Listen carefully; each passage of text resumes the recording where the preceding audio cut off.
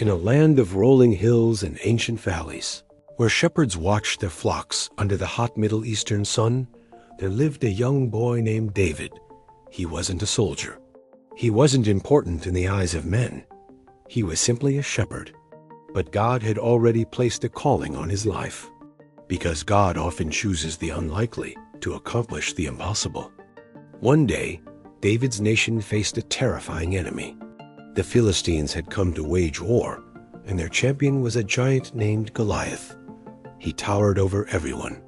His armor alone weighed more than what most men could carry. Every morning and every evening, Goliath stepped forward and shouted, "Choose a man to fight me." But no one dared. Fear spread through the camp of Israel like a cold wind. David wasn't there to fight. He was only delivering food to his brothers.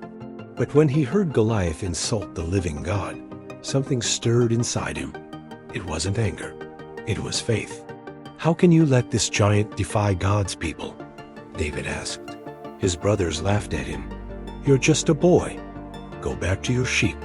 But David knew something they didn't. He knew the God who had rescued him from lions and bears was the same God who would rescue Israel today. David was brought before King Saul. The king looked him up and down. "You can't fight this giant. You're too young." But David replied, "The Lord who delivered me before will deliver me again." Something about David's confidence shook the doubt inside the king. So Saul agreed. But when he placed his heavy armor on David, it was too big, too clumsy, too heavy. David shook his head. "I can't fight like this." He took it off and walked toward the battlefield with nothing but a sling and 5 smooth stones. When Goliath saw David walking toward him, he laughed.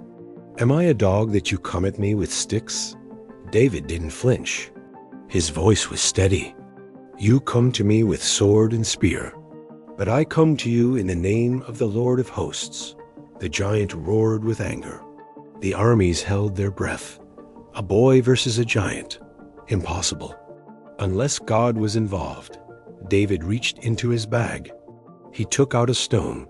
He placed it in his sling, and he ran toward the giant.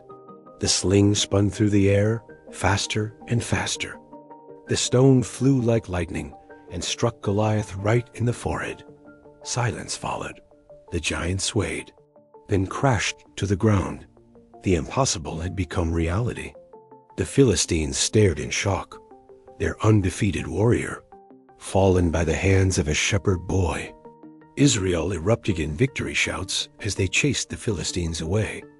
And David, the boy no one believed in, the boy who was told he wasn't enough, stood with the confidence of someone who knew that God fights for his people. David's story isn't just ancient history. It is a reminder for every person today. There will always be giants: fear, failure, doubt, temptation, sickness, voices telling you that you're not good enough. But like David, you don't face your giants alone. You might feel small. You might feel unprepared. You might feel unqualified. But God isn't looking for perfect people. He's looking for people who trust him. The same God who empowered David is the same God who empowers you. David didn't win because he had a sling. He won because he had faith. Your sling might be your prayer. Your stones might be the promises of God. Your battlefield might be your family, your workplace, your heart, or your mind. Wherever your fight is, remember this. God can use what you already have to win battles you thought were impossible. So the next time a giant stands in your way, remember David. Remember that you don't need to be the strongest, the tallest, or the most experienced. You just need to believe that the God who fights for you is greater than anything that stands against you. And with him, every giant will fall.